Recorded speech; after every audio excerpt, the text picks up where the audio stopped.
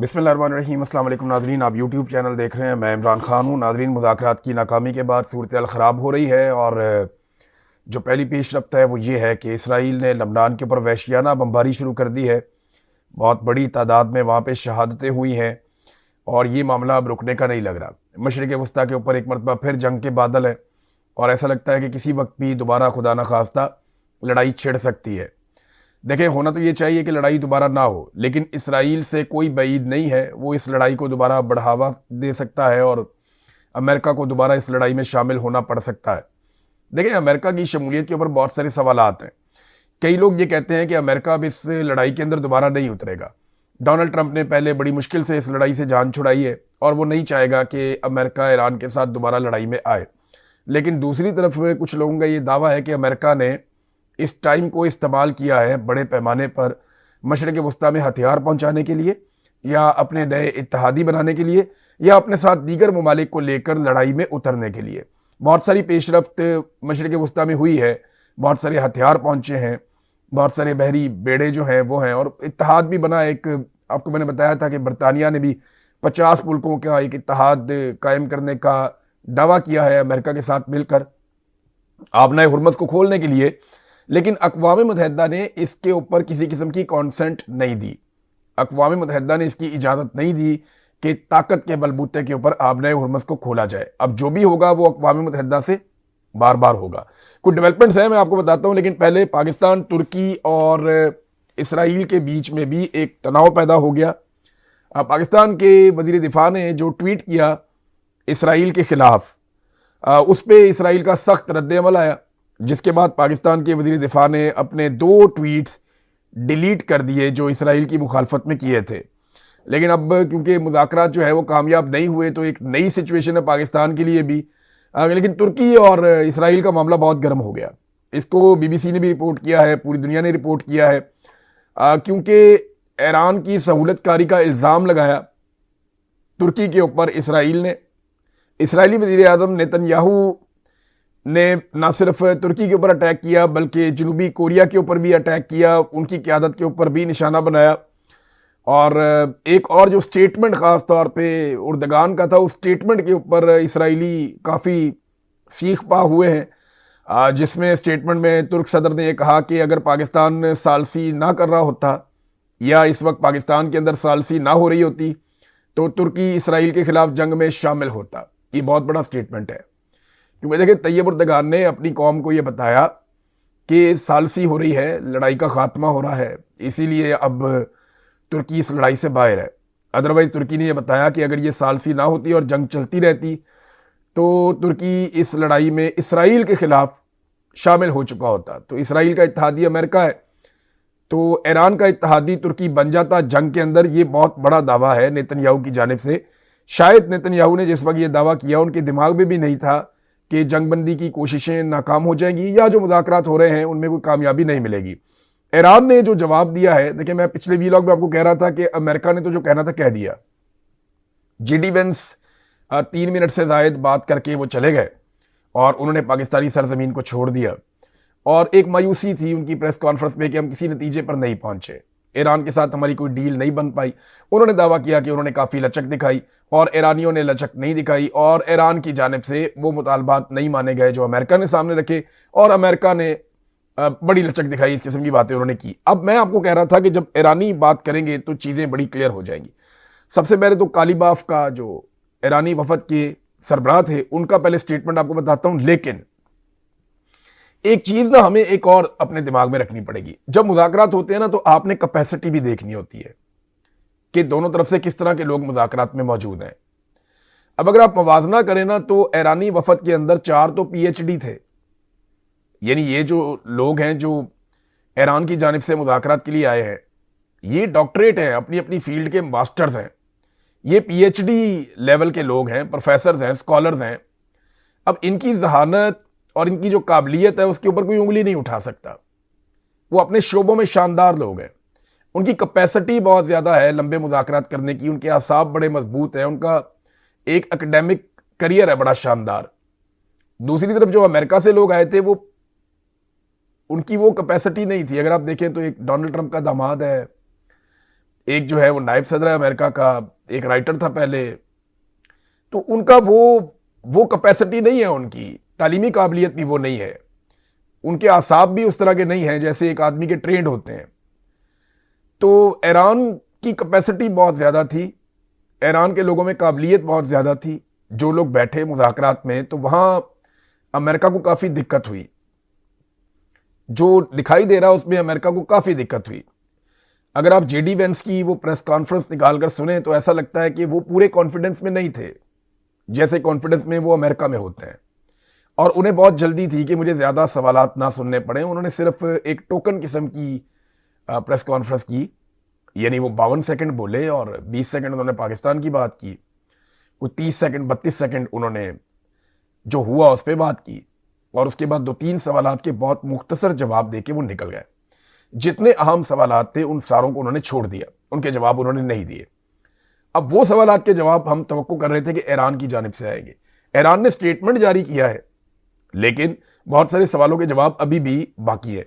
जो ईरान की जानिब से सबसे तगड़ा जुमला है अब तक, वो वजीर खारजा एराकची के बयान में से रिपोर्ट हुआ है। जो अब्बास एराकची है ना, उन्होंने समंदर को कूजे में बंद किया है। उनका जो जुमला है ना, उसके अंदर सारा जवाब है कि अमेरिका मुज़ाकरात की मेज पर वो सब कुछ हासिल करने की कोशिश कर रहा था जो वो जंग के मैदान में हासिल नहीं कर सका। हम यहां नेक नियति के साथ आए थे, पाकिस्तान से रवानगी से कबर जो जेडी वेंस की प्रेस कॉन्फ्रेंस थी वो गैर जरूरी थी, ये बात भी की उन्होंने। अब देखिए, इसमें मैंने आपको पहले भी ये कहा था कि ईरान मैदान जंग में जो चीजें नहीं हारा वो उनको टेबल पे नहीं हारेगा, और अमेरिका मैदान जंग में जो चीजें नहीं जीत पाया वो उनको टेबल पे नहीं जीत पाएगा, और यही हुआ है। ये तासुर पूरी दुनिया में है कि ईरान इस जंग का फातेह है। ये तासुर पूरी दुनिया में है कि कम वसाइल के बावजूद उन्होंने शानदार लड़ाई लड़ी है। अब स्टेटमेंट देख लेते हैं काली बाफ का, जो सरबराह थे ईरानी वफद के। उन्होंने कहा जी कि अमेरिका ने ईरान की मंतक और उसूलों को समझ लिया है, या हम समझाने में कामयाब हो गए कि एक्चुअली हम क्या चाहते हैं।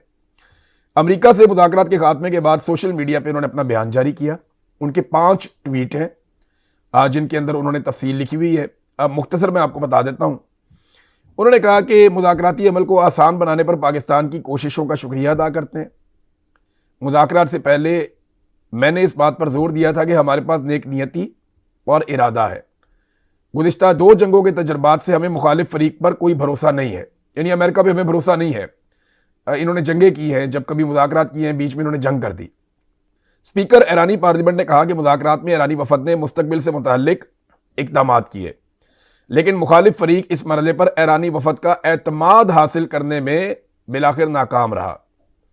यानी बदएतमादी है अमेरिका के ऊपर, और अमेरिका ऐसी कोई यकीन दहानी नहीं करवा सका। उन्होंने कहा कि अमेरिका ने ईरान की मंतक और उसूलों को समझ लिया है, अब वक्त आ गया है कि वो फैसला करें कि आया वो हमारा एतमाद हासिल कर सकते हैं या नहीं। अब ये इंपॉर्टेंट है। देखिए, जो अमेरिकन सदर गए हैं वो अपनी बात कहकर चले गए। उन्होंने कहा जी कि हमने ईरान को बता दिया, बड़ी अच्छी ऑफर कर दी है, अगर वो मानते हैं तो ठीक है, ऑफर उनके पास है, बॉल उनके कोर्ट में है।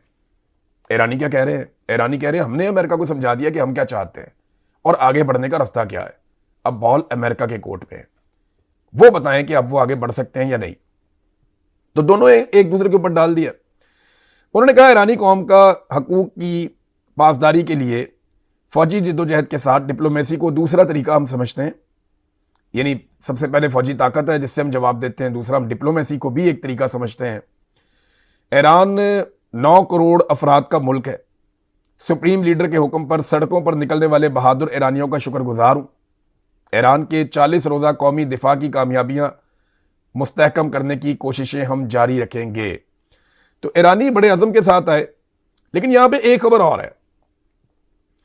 जो ईरान के तर्जुमान वजारत खारजा के इस्माइल बकाई, उनका स्टेटमेंट में हमें पता चल जाता है कि वो कौन सी चीजें हैं जहां पे लॉक लग गया, जहां डेडलॉक था अमेरिका और ईरान के बीच में, वो चीजें कौन सी हो सकती हैं, ये आपको इस्माइल बकाई के स्टेटमेंट से आइडिया हो जाता है।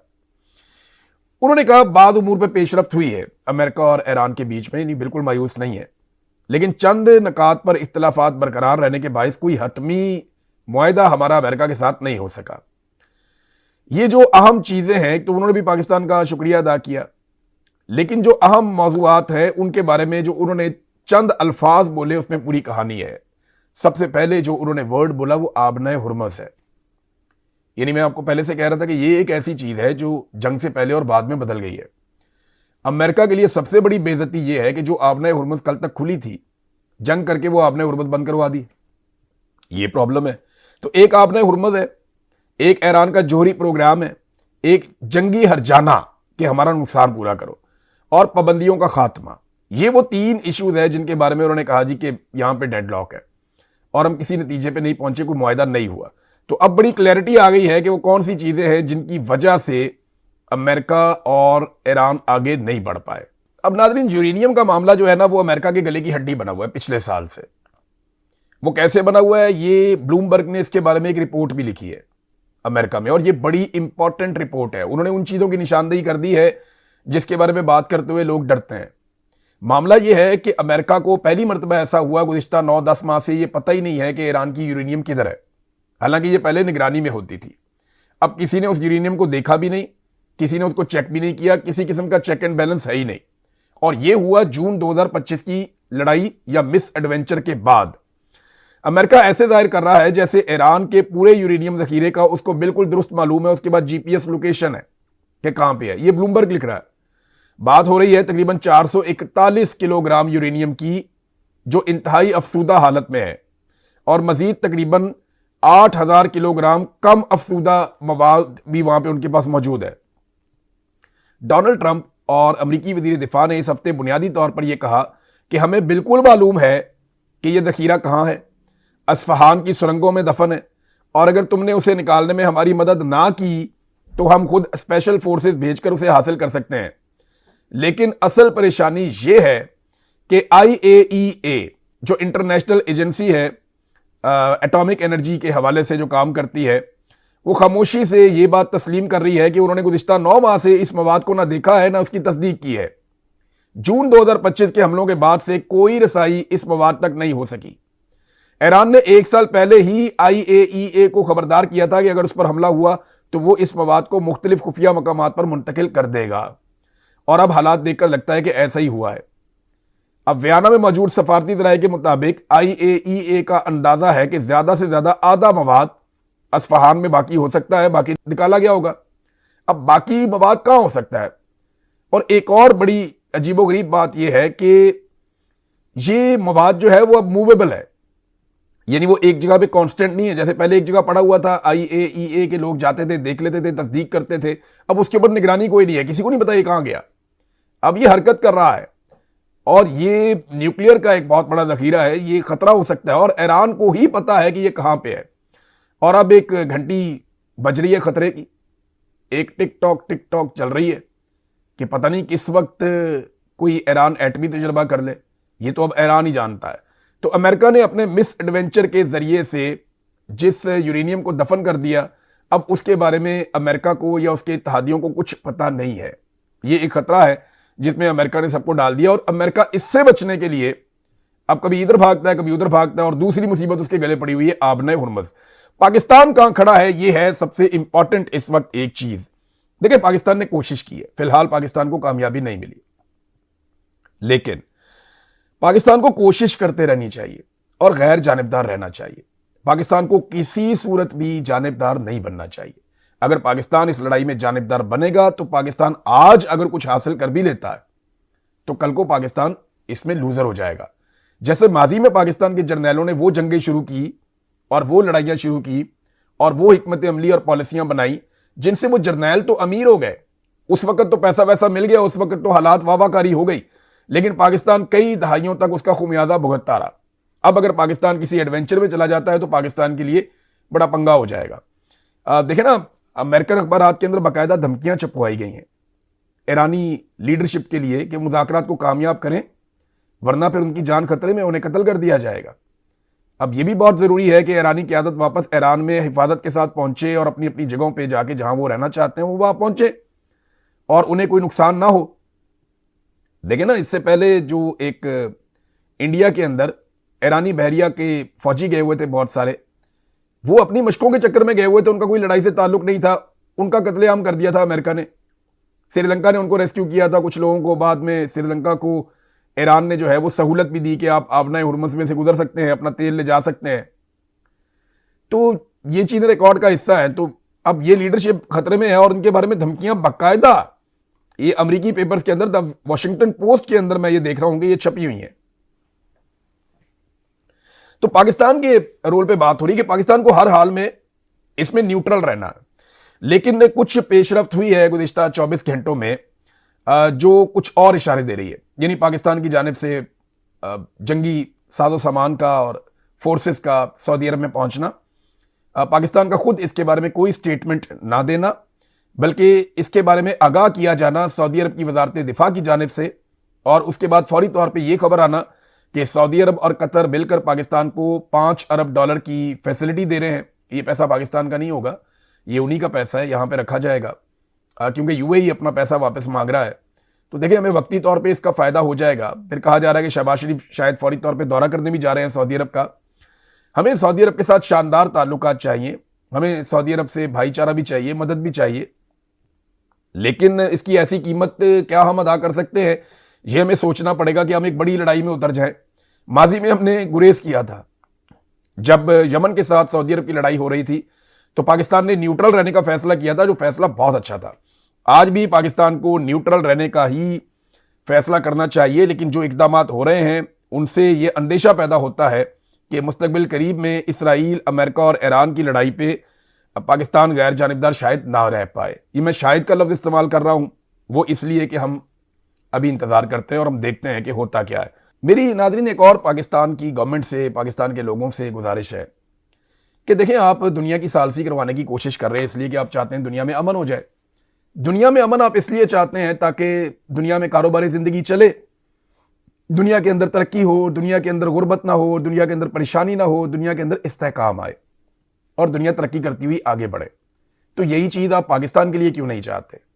पाकिस्तान में आपने अदम इस्तेहकाम पैदा किया हुआ, एक जंग लगाई हुई है, इंसानी हकूक़ की पामालियाँ कर रहे हैं, एक पॉलिटिकल पार्टी को, उसके लीडर को आपने कुचल कर रख दिया है, सिर्फ इसलिए कि आपका अपना जो इक़्तिदार है और आपका अपना जो ज़ाती मफाद है वो सामने आ जाता है। देखिए, पाकिस्तान का मफाद इसमें है कि पाकिस्तान में सियासी इस्तेहकाम आए और उसके लिए जो जुल्म, जबर और फस्दायत के हथकंडे एस्टेब्लिशमेंट की जानिब से अपनाए जा रहे हैं उन्हें बंद करना चाहिए। लेकिन अगर आप देखें, सिर्फ आसिम मुनीर का अकेले का और शहबाज शरीफ का अकेले का, या इनकी पॉलिटिकल पार्टीज का, या इन चंद लोगों के टोले का जो इक़्तिदार के अंदर रहना चाहते हैं, ताकत इंजॉय करना चाहते हैं, अगर आप सिर्फ उनके मफाद की बात करें तो फिर उनका मफाद इसी में है कि जुल्म, जबर और फस्दायत की ये जो चादर है पाकिस्तान को उड़ाई रखी जाए, पाकिस्तान के ऊपर जुल्म जारी रखा जाए। तो अगर आप दुनिया के अंदर अमन की कोशिश कर सकते हैं तो पाकिस्तान में भी दिल बड़ा करें और पाकिस्तानियों को अमन से रहने दें। पाकिस्तान के अंदर जिस तरह अदलिया को कंट्रोल करके मुखालिफिन को कुचला जा रहा है वो सिलसिला बंद किया जाए। घुटन का जो माहौल पाकिस्तान के अंदर है, लोग पाकिस्तान में रह नहीं सकते, पाकिस्तान में आ नहीं सकते, ये घुटन का माहौल ख़त्म किया जाए। जो लोग पाकिस्तान से बाहर चले गए हैं बड़ी तकलीफ के अंदर और बड़ी मुश्किल ज़िंदगी गुजार रहे हैं, उन्हें मौका दिया जाए कि वो अपने मुल्क में वापस रहें और ये जो बदले लिए जाते हैं, जो जुल्म और जबर किया जाता है, ये ख़त्म किया जाए ताकि पाकिस्तान भी आगे बढ़े। दुनिया के अंदर चौधरी बने हुए हैं अमन के लिए और पाकिस्तान के अंदर जुल्म और जबर की एक रात मुसल्लत की हुई है। तो ये दोगली पॉलिसी पाकिस्तान की मिलिट्री एस्टेब्लिशमेंट को बंद करनी चाहिए और आसिम मुनीर साहब को चाहिए कि पाकिस्तान को चलने दें, पाकिस्तान को खुलने दें, आगे बढ़ने दें। इमरान खान के बेटों ने अब बाकायदा अक़वाम मुत्तहिदा से दरख्वास्त की है अपने वालिद के लिए, वीडियो पैगाम भी उन्होंने जारी किया है। वो फर्दर भी एक्टिविटीज़ करने जा रहे हैं कि उनके वालिद की तबीयत भी ठीक नहीं है, उनके बड़े सीरियस इश्यूज़ हैं, जेल में उनके बुनियादी इंसानी हकूक़ सलब कर लिए गए हैं, मुलाकातों पर बैन है, लिहाजा उनकी रिहाई के लिए अक़वाम मुत्तहिदा मुदाखलत करे, वो इंसानी हकूक़ की बुनियाद के ऊपर आवाज़ उठाए कि यह जुल्म है और ज़्यादती है, इसको रोका जाए। अब तक इतना ही, अपना ख्याल रखिएगा, अपने चैनल का भी। अल्लाह हाफ़िज़।